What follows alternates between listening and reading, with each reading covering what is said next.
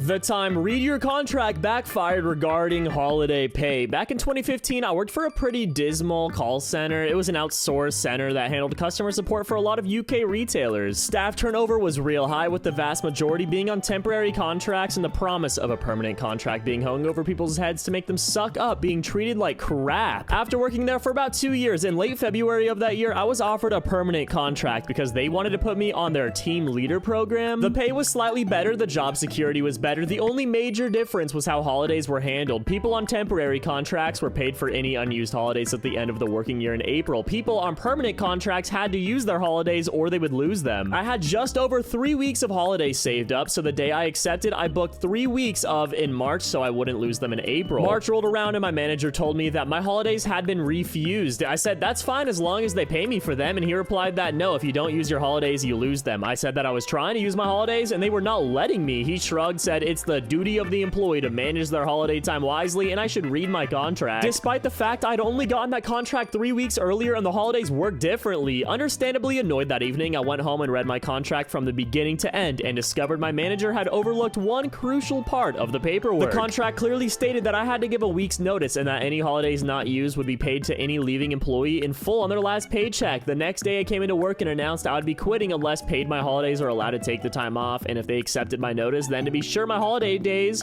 was included in my finally paycheck. My boss asked me if I was really going to quit over this, and I replied, was he really going to lose one of his most reliable employees over this? He wouldn't budge. I assume he thought I was bluffing. So I handed in my notice, and on my leaving interview with my manager's manager, made sure to explain exactly why I was leaving. And yes, my final paycheck did include my unused holiday days. The end.